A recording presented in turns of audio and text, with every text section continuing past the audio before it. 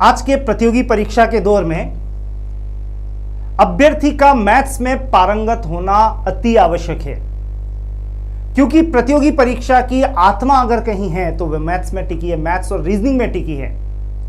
यूं तो बहुत सारे विषय आते हैं, जीके भी आता है, हिंदी भी आती है, इंग्लिश भी आती है, लेकिन मैं आपको बता दूं कि मैथ्स और रीजनिंग में पारंगत हुए बिना आपका सफल होना असंभव है। ये वो विषय हैं कि जिसमें आपने अगर पकड़ कर ली तो आप मान के चलिएगा कि आपके चांसेस बहुत ब्राइट हो जाते हैं। चाहे बैंक हो या एसएससी हो या आपके स्टेट एग्जाम्स हो, कहीं भी देख लें, मैथ्स और रीजनिंग की भूमिका तो जबरदस्त है ही है। तो यहां पर मैथ्स में पारंगत होना आवश्यक है या ट्रिकी होना आवश्यक है? वैसे तो दोनों ही बनना है, लेकिन मैं आपको बता दूं, एक जो गरीब अभ्यर्थी होता है, मैथ्स में गरीब अभ्यर्थी होता है, कमजोर होता है, उसके लिए मैथ्स को पचा पाना बहुत मुश्किल होता है। तो उसी संदर्भ में मैं आपको बता दूं कि एक कमजोर से कमजोर अभ्यर्थी भी अगर स्मार्ट बन जाए, बहुत अच्छा प्रकांड पंडित नहीं कह रहा हूं मैं, लेकिन अगर वो स्मार्ट बन जाए तो मैथ्स में चैंपियन बन सकता है। और यहां पर मैं आपको उसी मैथ्स की तरफ डाइवर्ट करूंगा। एक छोटा सा ट्यूर कराता हूं आपको मैथ्स का। यूं तो ढेर सारे चैप्टर्स हैं, लेकिन इस छोटे से ट्यूर के माध्यम से आप समझ पाएंगे कि ट्रिक का कितना बड़ा रोल होता है मैथ्स में। चलते हैं मैथ्स के इस छोटे से ट्यूर की तरफ। संख्या पद्धति, जिसमें तरह तरह की संख्याएं होती है, परिमेय संख्याएं, अपरिमेय संख्याएं, प्राकृत संख्याएं, पूर्ण संख्याएं, पूर्णांक वगैरह वगैरह वगैरह। सबसे टिपिकल क्वेश्चन तब बनता है जब क्वेश्चन आता है रूट से, रूट वाली संख्याओं से, क्योंकि उसमें बीज गणित की प्रविष्टि हो जाती है उसको सॉल्व करने के लिए, और बीज गणित के समीकरण में एक सामान्य अभ्यर्थी अपने हथियार डाल देता है, नतमस्तक हो जाता है, मुझे ये क्वेश्चन नहीं करना है। और मैं आपको कह रहा हूं कि अगर आपने मैथ्स को पहले से ही छोड़ने का इरादा कर लिया है तो मैं आ गया हूं आपके साथ में, मनीष बोकाडिया, और अब आपको मैथ्स से भागने की जरूरत नहीं है। आप मैथ्स को चलते फिरते चुटकियों में निपटाने वाले हैं। चलिए एक क्वेश्चन की तरफ ध्यान दीजिएगा। इर्रेशनल नंबर, अपरिमेय संख्याओं से जुड़ा हुआ प्रश्न है जो रूट्स पर आधारित है। क्वेश्चन आता है हर एग्जाम, हर कॉम्पिटिटिव एग्जाम में, और यह है आपका क्वेश्चन। सॉल्व द फॉलोइंग, सरल करें √3 - √2 बटा √3 + √2। ध्यान रखना, इस क्वेश्चन में ऐसा नहीं है कि 3 - 2 बटा 3 + 2, ऐसा नहीं है। इस क्वेश्चन में जो आपको यहां दिखाई दे रहा है वो है √3 - √2 बटा √3 + √2। भूल के भी कहीं ऐसा मत कर बैठना कि 3 में से 2 गया तो 1, √1 बटा 3 और 2 5, √5, और उत्तर दे दिया 1 बटा √5, जैसा एक ऑप्शन में दिख भी रहा है। तो एक सामान्य अभ्यर्थी चपेट में आ सकता है, लेकिन ये गलत उत्तर है। तो इसको सॉल्व करने का चाहे तरीका कुछ भी हो, लेकिन मैं आपको ले चलता हूं यहां पर ट्रिक के साथ में। और ट्रिक क्या सजेस्ट करती है उसको ध्यान से सुनिएगा। 2 लाइन है, एक ऊपर वाली लाइन है और एक नीचे वाली लाइन है।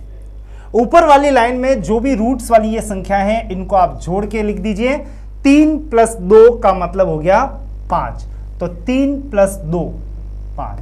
यहां ध्यान रखना है, इस माइनस के इस भ्रम में मत रहना है कि माइनस है तो माइनस करना है। 3 + 2 किया तो 5। फिर यहां पर अगर माइनस है तो यहां पे भी क्या लिखना है? माइनस ही लिखना है। 2 लगा देना, मेरी तरफ से लगा देना, ट्रिक का हिस्सा है 2। और 3 × 2 कर दें 6, लेकिन रूट में। मैं वापस से रिपीट कर रहा हूं, 3 और 2 जोड़ के लिख दिया 5, माइनस है तो माइनस, 2 अपनी तरफ से लिख दें, और 3 दूनी 6, √6। ऊपर वाला पार्ट कंप्लीट हो गया, नीचे चलें। नीचे क्या करना है? माइनस ही करना है। क्या करना है? माइनस ही करना है। 3 में से 2 घटा के माइनस करके लिख दें 1, और इस तरह से आपका उत्तर तैयार है, 5 - 2 √6। और यहां पे ऑप्शन वाइज अगर आप देखें तो आपका आंसर क्या है? 5 - 2 √6।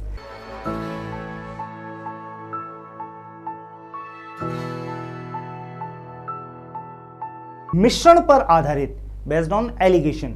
देखते हैं प्रश्न को तसल्ली से पढ़ लेते हैं।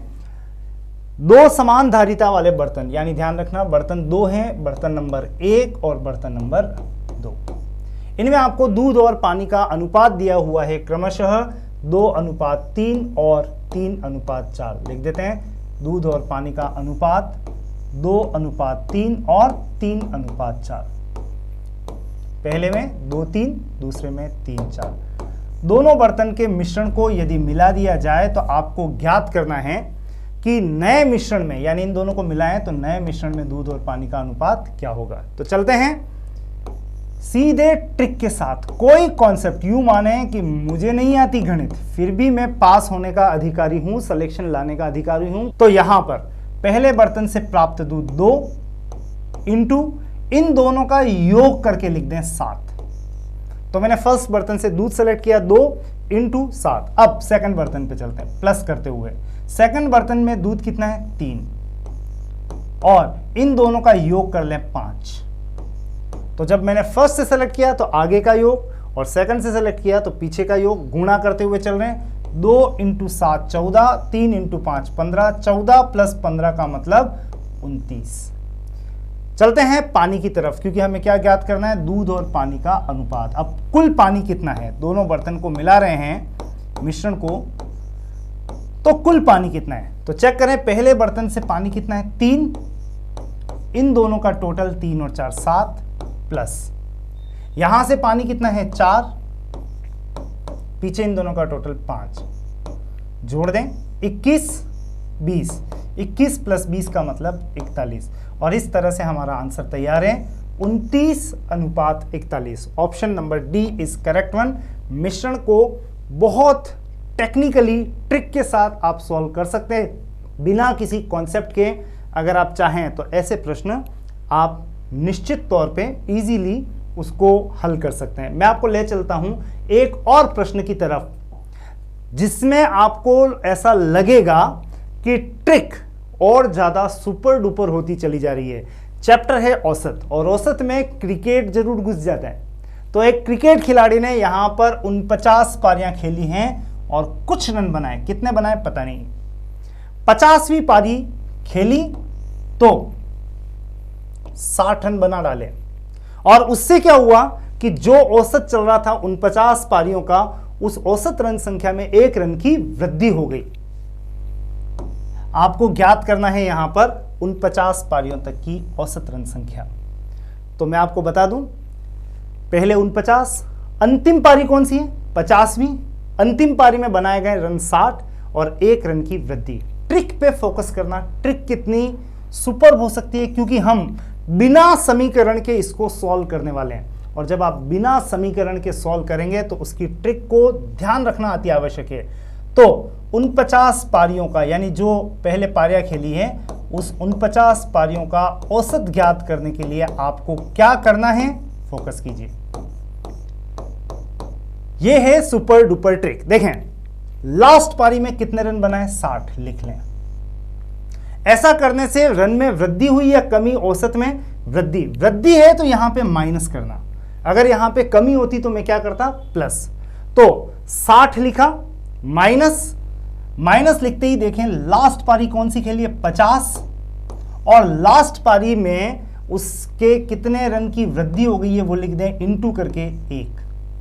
आपका उत्तर तैयार है 60 माइनस 50 इंटू 1 का मतलब 60 में से 50 गया तो 10, यानी 49 पारियों तक का औसत तैयार है 10। भले ही आपकी मैथ्स वीक हो, लेकिन अगर आप इस ट्रिक से चल रहे हैं तो एक लाइन में इस क्वेश्चन का सॉल्यूशन आपके सामने है।